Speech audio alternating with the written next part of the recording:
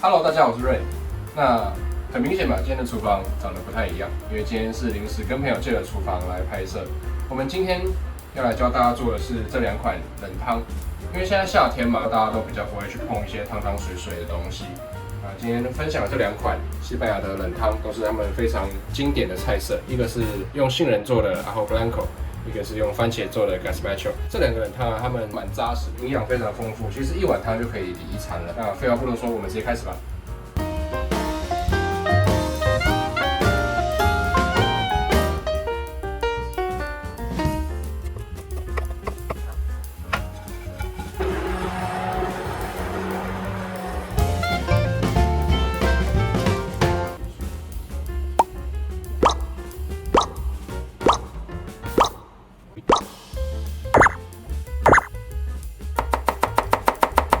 番茄把蒂头去掉，蒂头去完之后，我们把它切块。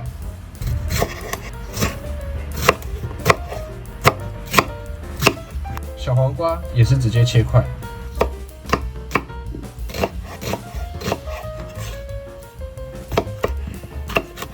青椒里面这个白色的部分一定要去干净。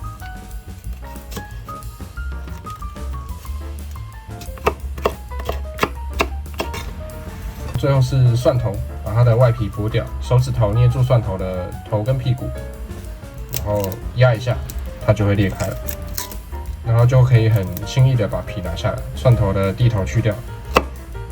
所有的食材切完，把它放在一起就好了。面包的部分，我们把它切成块状，然后泡在水里面。面包在冷汤里面是一个作为增稠的作用。那我们把它泡水，那泡软之后，它会比较容易的打在我们的汤里面。泡的水尽量是选择可以饮用的水，那个水等下也会下去在我们的汤里面，不一定要法国面包，那其他的白吐司或是比较没有味道的面包都可以代替。我们可以切一些蔬菜的丁，等下可以撒在冷汤上面，沿着它这样切一圈，然后就留果肉的部分。小黄瓜。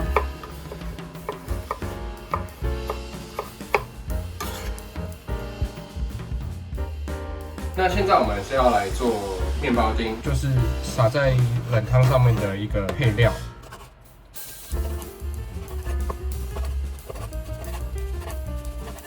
市面上其实有卖很多完成的一个香料面包丁，直接买那个就可以省掉很多功夫。我今天是用示范用炒的方法去做，那也可以直接丢烤箱，热锅下油。油的部分可以多一点没关系，因为面包它很容易吸油。然后油热了之后就可以下面包。蒜头不要一开始就下，面包丁炒好，那个蒜头它可能已经焦掉了。先快速的翻动它，让每个面包都可以均匀的吸到油。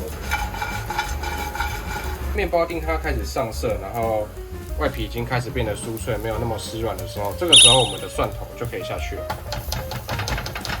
翻炒一下，让那个蒜头的香味释放出来。蒜头我们不用上色，它的香味，觉得它释放出来之后，我们就可以关火，把它铺在厨房纸巾上面，让它去吸掉多余的油。这样子，我们的香蒜面包丁就完成了。番茄冷汤它其实没有什么技巧，所有的材料放在一起打匀就好了。利用果汁机、用手持的搅拌机都可以。那我们把所有的食材都倒到容器里面，白酒、醋。面包也一起放进去，然后泡面包的水，材料都称好之后，我们就直接开始打。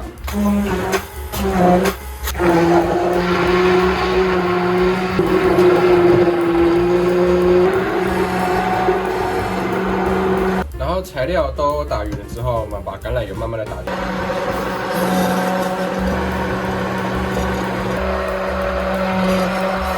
橄榄油打下去呢，可以看到汤很明显的变得很滑顺。最后一步我们就是来调味，盐巴就好了，剩下的就是靠里面食材原本的味道。我们刚刚打好了番茄冷汤，番茄啊、小黄瓜，或是你有任何想加的东西，洋葱什么的，就是看个人喜好，随便撒。那面包丁就是增加一个香气跟口感，然后最后一样淋上橄榄油，给它一个很清爽的味道。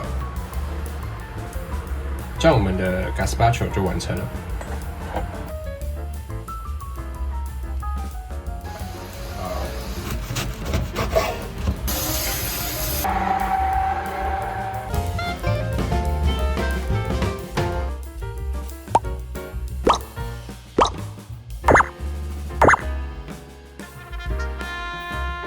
市面上其实有卖那种杏仁片，或是已经去好皮的杏仁，烘焙材料行到处都有，很好找到，可以直接省掉这个步骤。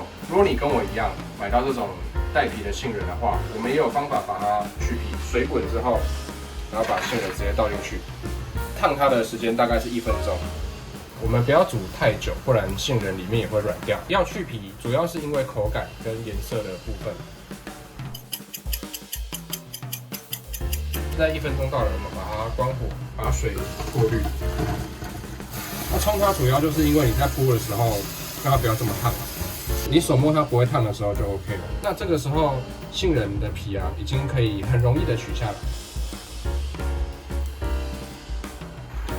那现在我们来完成杏仁冷汤 Ajo Blanco。那 Ajo Blanco 它的原文的意思啊 ，Ajo 是蒜头嘛 ，Blanco 是白色的蒜头。按照原文翻译是这样，那所以有一个很有趣的故事是，有一个西班牙人，他就是照着原文的意思，然后就直接打了一个白色的蒜头鸡。那它不是这样子，它的主要材料是杏仁。刚我们去好皮的杏仁，我刚刚有拨一颗小的蒜头进去，是一个提味的作用，全部都在容器里面。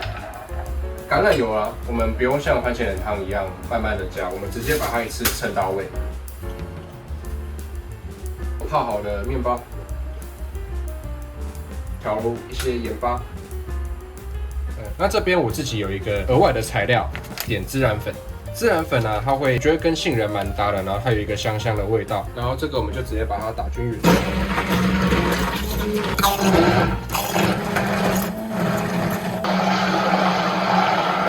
有时候会有这种比较稠的状况，那这个时候就是依自己习惯的稠度去做调整。我们直接加入饮用的水。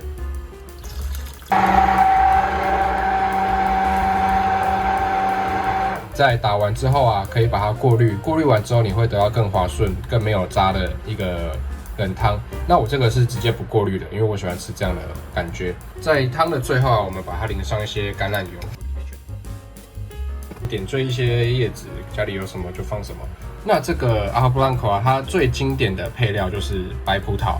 那把白葡萄放在上面，它可以去中和掉一些橄榄油的苦味。那今天因为没有买，所以我就没有放了。嗨呀！